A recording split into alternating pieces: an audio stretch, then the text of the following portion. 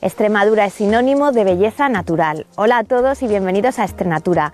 Esta semana te proponemos recorrer la espectacular Sierra de Tiros. Además, participaremos en uno de los censos que periódicamente se llevan a cabo en nuestra región para comprobar el número de aves que la habitan y también el estado en el que se encuentran.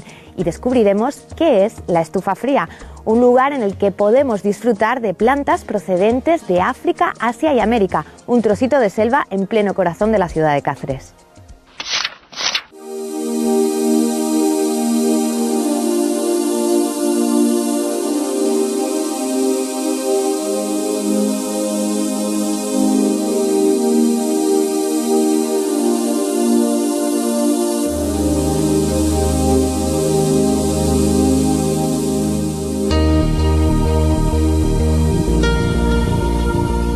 La presencia de aves es un indicador ambiental, por esa razón se llevan a cabo periódicamente censos para determinar el número de aves que habitan en nuestra región. Nosotros hoy queremos descubrir cómo se realizan esos censos y hemos quedado con Javier Prieta, que estás aquí esperándonos. Vamos a hacer un censo sobre rapaces, concretamente sobre el buitre leonado, ¿no? Sí, sobre el buitre leonado. Normalmente, periódicamente, como yo decía, se realizan censos de todo tipo de aves. Sí, la Sociedad Española de Ornitología realiza cada año una serie de censos sobre aves con el fin de conocer cuál es el estado de la naturaleza en toda España. Y en concreto, pues vamos a hacer un censo de buitre leonado. Bueno, necesitamos una serie de aparatejos, ¿no? Sí. Que los tenemos ya preparados. Vamos a por ellos. Venga, vamos a por ellos.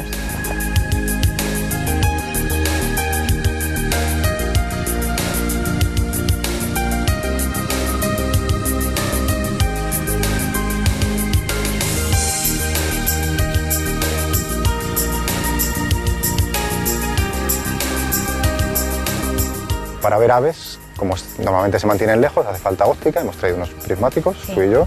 Tenemos un telescopio que nos va a permitir acercarnos mucho más. Y lo que vamos a hacer, estamos en una buitrera de Monfragüe, en concreto en La Tajadilla. Sí. Tiene un mirador pues, que nos va a permitir verla por completo. Y lo que vamos a buscar es el número de parejas reproductoras.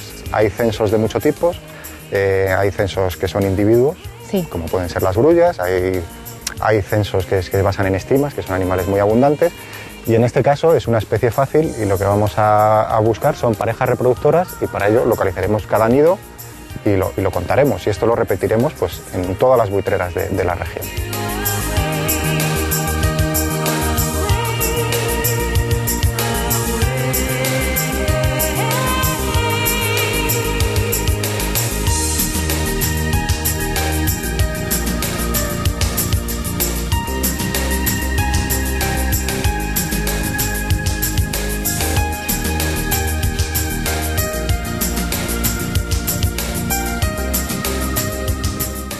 Bueno, Carmen, ¿lo ves? Sí, estoy viendo ahora mismo dos nidos que están en el roquedo, es difícil verlo, ¿eh? Y hay dos buitres echados en el nido. Pues eso es exactamente lo que estamos buscando. Y ten en cuenta bueno, que el buitre leonado es una especie muy grande, es una especie con un periodo reproductor muy largo, están casi 2 meses incubando y luego nacerá un pollo que tardará casi 4 meses en empezar a volar.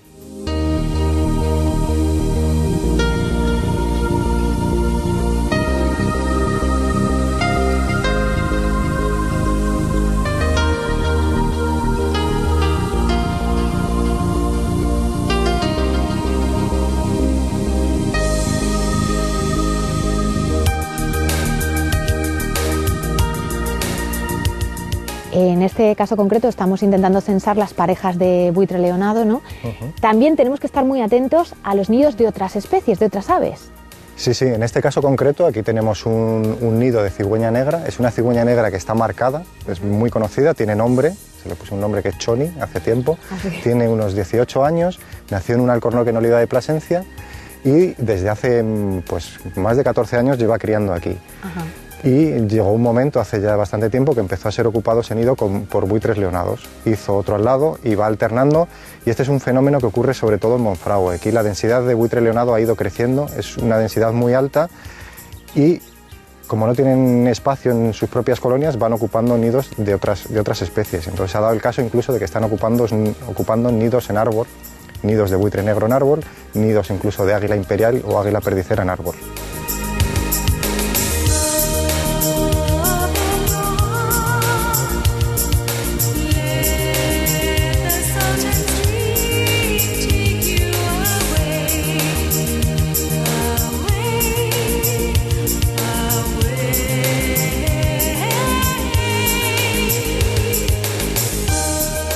Vamos con la siguiente parte del censo. Estamos observando todos esos nidos y ahora toda esa información que hemos ido recabando hay que anotarla, ¿no? Exacto. Hemos estado viendo distintas buitreras. Habrá que visitar pues, a lo largo de muchos meses todas las buitreras de Extremadura y en esta en concreto pues, vamos a anotar el estado en que está cada nido de los que hemos ido viendo. Vamos a poner su situación en una fotografía que se ha tomado previamente. Y de este modo pues iremos comparando lo que ha pasado a lo largo de esta temporada y podremos comparar lo que ha ocurrido con temporadas anteriores.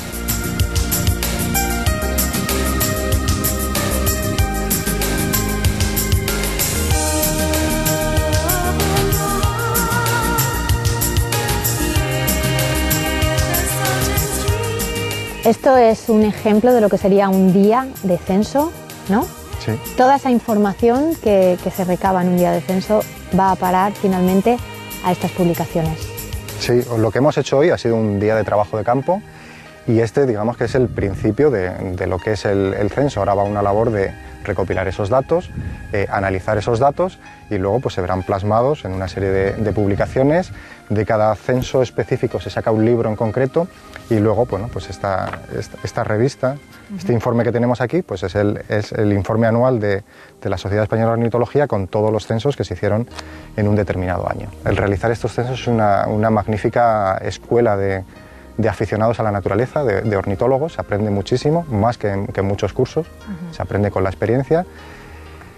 Y luego está realmente el conseguir el objetivo de este trabajo, que es conocer mejor a las aves, saber en qué estado se encuentra, determinar cuáles son las que tienen una mayor necesidad, las que están más amenazadas y en qué lugares están esas aves. Y es donde hay que trabajar, proteger y mejorar.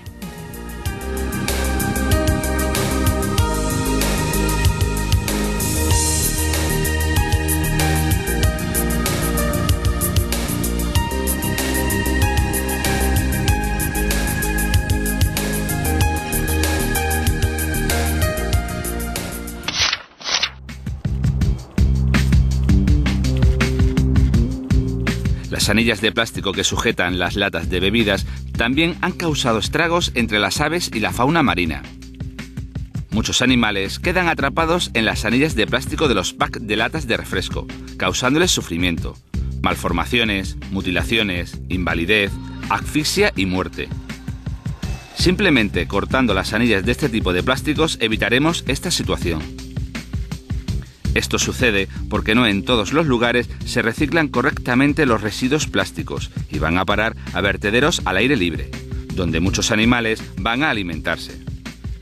También porque los consumidores de latas de refrescos o cervezas tiramos este tipo de plásticos en lugares no apropiados, llegando al medio natural o en las calles, donde los animales quedan fortuitamente atrapados.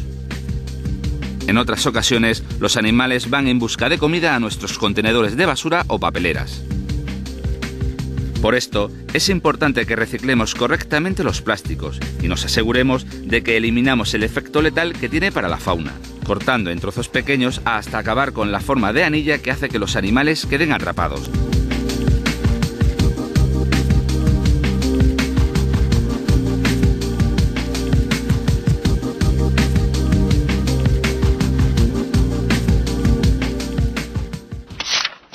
Disfrutar de la vegetación típica de la selva húmeda en pleno corazón de Cáceres ya es posible gracias a la Estufa Fría, un lugar que encierra un gran valor didáctico y medioambiental y que hoy queremos descubrir.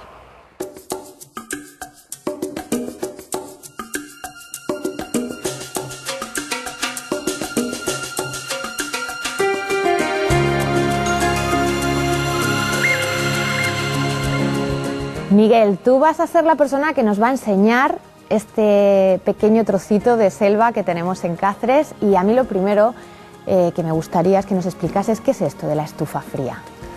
Bueno, la Estufa Fría es un edificio semejante a un invernadero que lo que hace es mantener las temperaturas en sus extremos homogéneas, elimina las temperaturas más bajas y las más altas. Es un proyecto que comenzó a mediados de los años 90 con la edificación de todo el entorno del Parque del Príncipe, sus accesos principales, y se construyó este edificio con la idea de crear aquí en el interior una rememoración de las selvas tropicales. Gracias a su estructura fundamentalmente acristalada, mantenemos una temperatura relativamente homogénea. Eliminamos las temperaturas más bajas y más altas.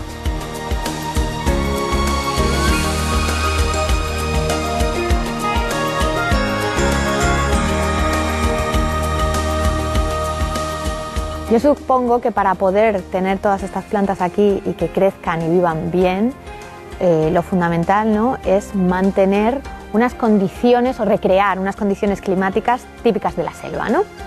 Efectivamente, tenemos que tener en cuenta que todas las plantas que hay aquí proceden de climas tropicales, de selvas sudafricanas, sudamericanas y asiáticas fundamentalmente. Entonces tenemos que controlar dos parámetros fundamentales, la temperatura y la humedad.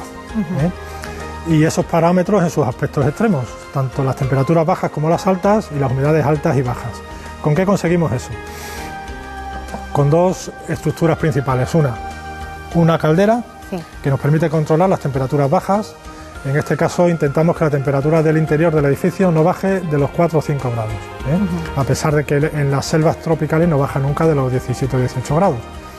Y luego las temperaturas altas las controlamos con unos nebulizadores que tenemos arriba en el techo, sí, que lo que hacen es producir una nube muy dispersa de agua que se evapora y al evaporarse enfría un poquito y mantiene la temperatura constante.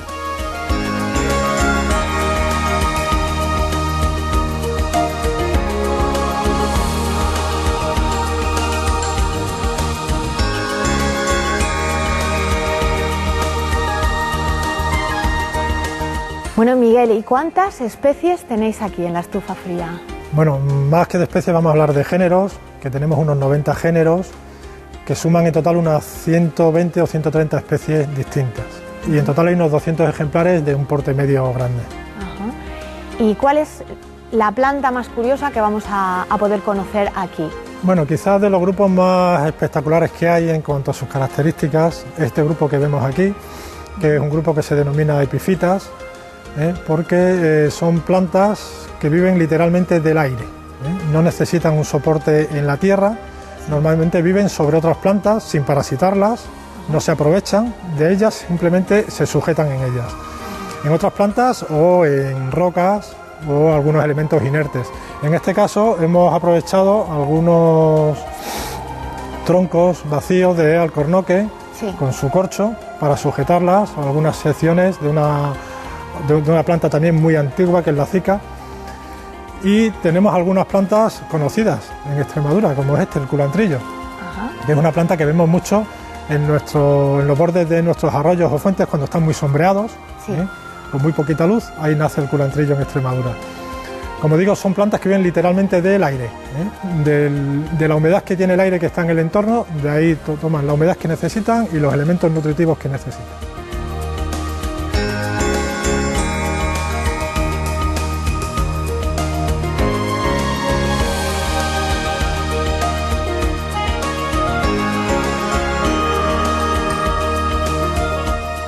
Hemos visto, Miguel, las plantas más curiosas que vamos a encontrar en la estufa fría y ahora le toca el turno a las de mayor tamaño, que son en realidad las que identificamos rápidamente como plantas de la selva, ¿no?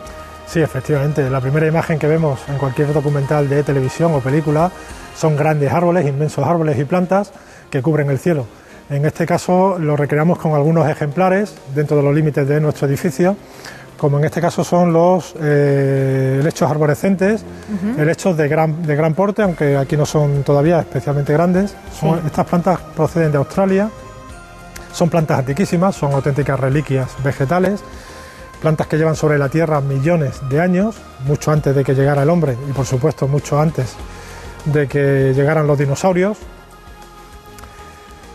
Si seguimos avanzando, como ves, en un ambiente muy tropical, muy selvático, nos encontramos con esta gran planta, la esterlisia o ave del paraíso. Se llama así porque su flor, al desplegarse, asemeja la cabeza del ave del paraíso.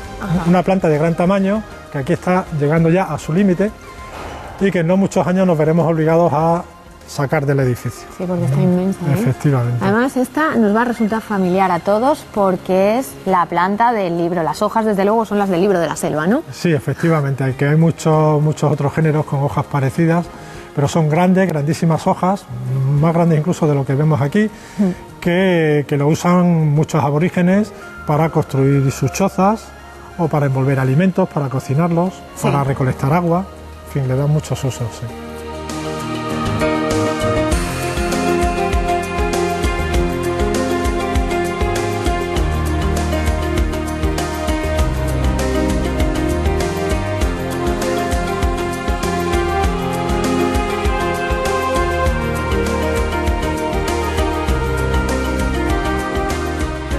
Las plantas que tenemos en casa son plantas que proceden de los trópicos habitualmente, como ese Ficus elástica que tenemos ahí atrás, o muchas otras plantas que tenemos en casa o que hemos visto a nuestras madres cultivar con mucha frecuencia, ¿no? Por ejemplo, la planta del dinero.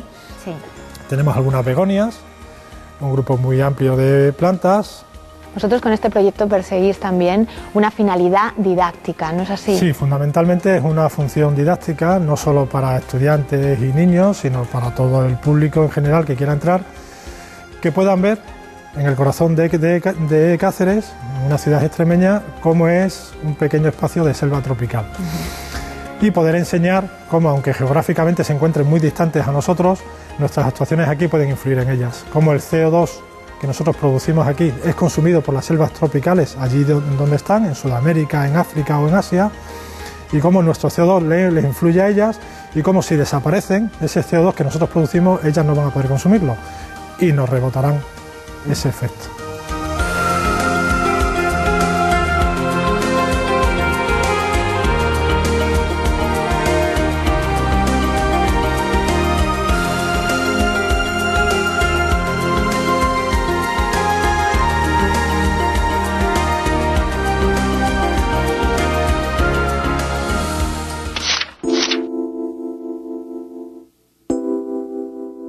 La tortuga de Florida es la tortuga más conocida como animal de compañía por el público en general, gracias a la gran comercialización a la que fue sometida a nivel internacional durante los últimos 25 años. Se las conoce como tortugas semiacuáticas porque pasan casi todo el día dentro del agua. Solamente salen fuera para tomar el sol o para poner los huevos. Cuando son jóvenes, tienen una dieta exclusivamente carnívora, compuesta de crustáceos, insectos acuáticos, anfibios.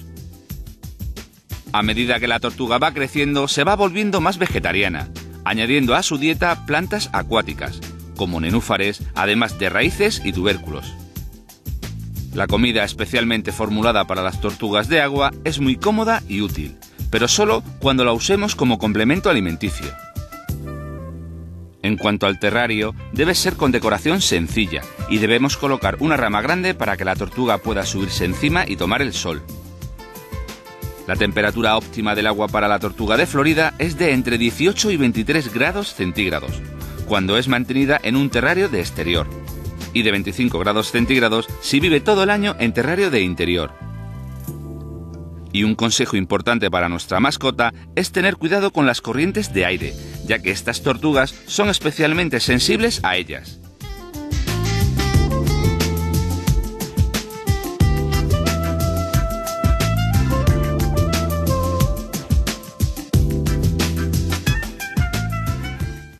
La Sierra de Tiros está formada por un conjunto de formaciones montañosas de origen cuarcítico cubiertas de abundante vegetación mediterránea. Posee un gran valor de conservación y hoy te proponemos descubrir los rincones más representativos de esta sierra.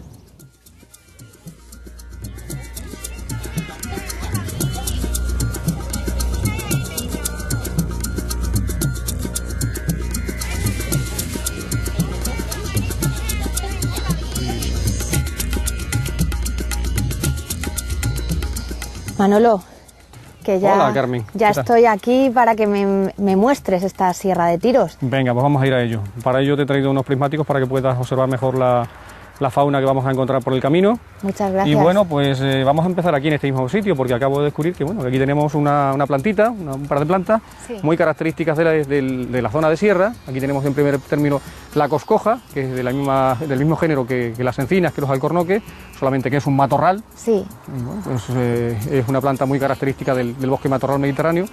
Y también tenemos en el segundo término esta otra planta que estáis viendo, con esas hojas alargadas, que es el torbisco. El torbisco es una planta muy peculiar, una planta que tiene una corteza que se desprende con facilidad y entonces tradicionalmente ha sido utilizado por la gente del campo, por agricultores, por ganaderos, para hacer cordelas con él, para utilizar esa corteza para atar cosas. Cuando vas por el campo y no tienes una cuerda a mano, pues se puede utilizar esa corteza. Aparte, bueno, también dicen ahí por ahí leyendas que yo en parte creo, porque las he escuchado a ganaderos que tengo mucha confianza con ellos, sí, que tradicionalmente cuando los animales, tanto vacas como ovejas, cuando paren, a veces se le queda dentro la placenta y tienen un problema para expulsarla, esto puede dar lugar a la muerte del animal, y entonces pues como elemento tradicional que se ha utilizado durante mucho tiempo para expulsar esa placenta, pues hacerle un collar al animal con corteza de torbisco, ponérselo en el cuello durante 24 horas y parece ser que como consecuencia de la respiración, de los gases que los vapores que puede emitir esa planta, hay que tener en cuenta que una planta bastante aromática y esa corteza pues huele de una forma especial, pues parece ser que con eso pues llegaban a expulsarla.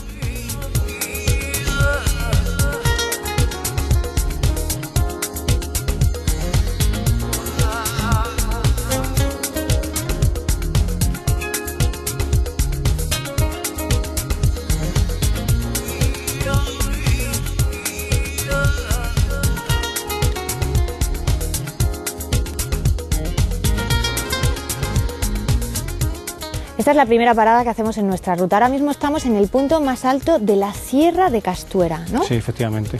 En la Sierra de Castuera, que es una parte de lo que es la cordillera de la Sierra de Tiros, que tiene una altitud máxima de 967 metros y que aquí estamos aproximadamente unos 700, es la parte más alta, como tú dices, de la Sierra de Castuera. Desde aquí pues podemos ver los pastizales de La Serena, la zona esteparia tan inmensa que tenemos aquí, aproximadamente pues 900 kilómetros cuadrados de zona totalmente desarbolada, sin matorral denso. Tradicionalmente se piensa que, bueno, que esto fue una zona de vegetación abundante, en su día una dehesa, y que como consecuencia de un proceso de transformación agrícola y principalmente ganadera, pues sufrió una deforestación paulatina y acabó siendo lo que es hoy, una zona de pastizales amplia y bueno, con unas características y con una avifauna muy peculiar y muy importante.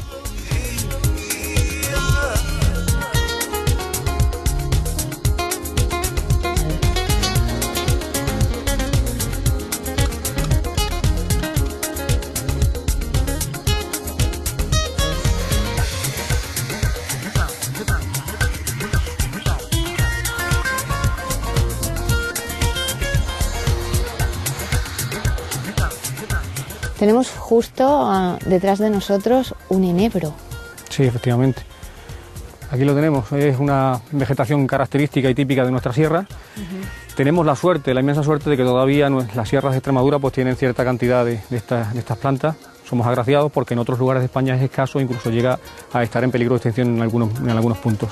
Es una vegetación típica y característica de la sierra, necesita poco suelo, enraiza rápidamente entre medio de las rocas, sí, y bueno, pues se desarrolla de forma muy lenta. Estos árboles que estáis viendo aquí pues pueden tener fácilmente, aunque tienen un porte pequeño, pueden tener fácilmente 40, 50 años, incluso mucho más.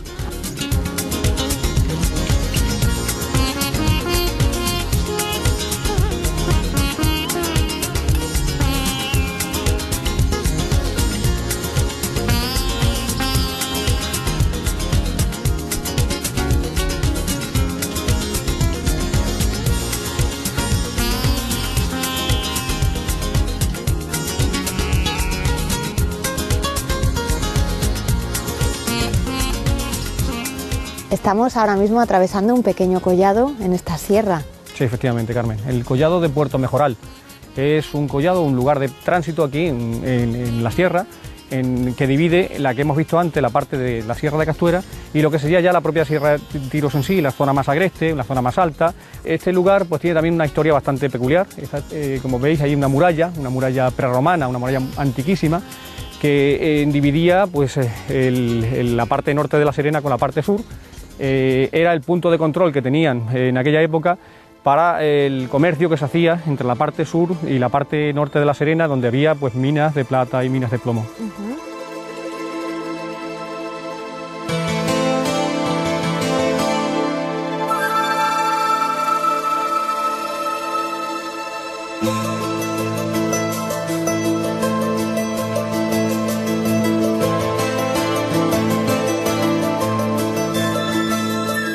Estamos en lo alto de un cerro desde el que se contempla todo ese collado que acabamos de recorrer y esta zona es muy importante para las grullas. Sí, efectivamente. Es un lugar de tránsito, sobre todo de las grullas. Las grullas utilizan este collado, este hueco aquí en la sierra para poder cruzar. Sería muy difícil cruzar por alto de la sierra por el tema de los vientos, y entonces utilizan este collado diariamente para cruzar en el tránsito que hacen diario entre las zonas donde duermen y las zonas de alimentación. Las zonas donde duermen se ubican en la parte norte de La Serena, en zonas de encharcamientos naturales, y por la mañana, una vez que levantan vuelo, se dirigen hacia las dehesas cruzando por aquí. Permanecen en las dehesas del sur durante todo el día y luego por la tarde regresan de nuevo hacia las zonas de esos dormideros.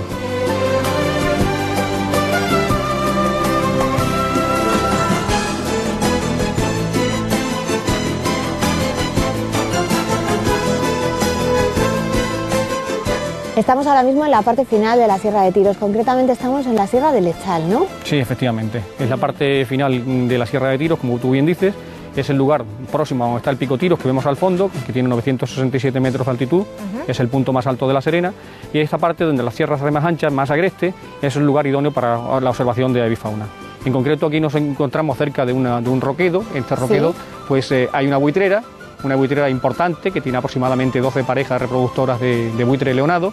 Aparte del buitre leonado pues tenemos también una pareja de cigüeña negra, otra de alimoche. En las inmediaciones hay águila real, hay águila perdicera. En fin, es un lugar ideal para la observación de aves, y aquí es donde ya podemos ponernos un ratito tranquilamente a observar cómo los buitres van llegando pues por la hora que es a sus nidos después de sus correrías durante la tarde.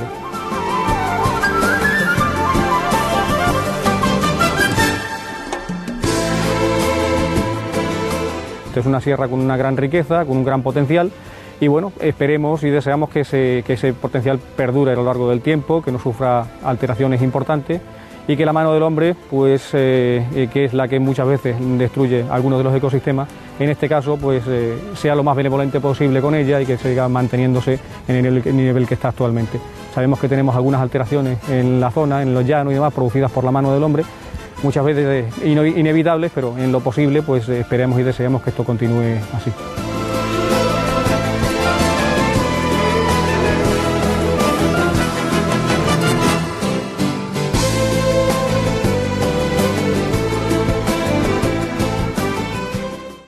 Despedimos el programa desde la Sierra de Tiros, en Badajoz. Volveremos en una semana. Hasta entonces podrás seguir disfrutando de Extranatura gracias a nuestro servicio de televisión a la carta. Hasta la semana que viene.